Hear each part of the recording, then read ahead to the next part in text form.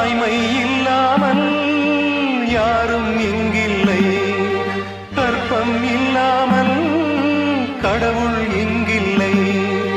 தாய்ப்பாலை போல தீர்த்தம் வேறில்லை, அவள் வாய்ச்சொல்லை போல வேதம் வேறில்லை. கடவுளும் நீயும் ஒரு தாய் பிள்ளை, இருவரும் தனிமரம் தானே.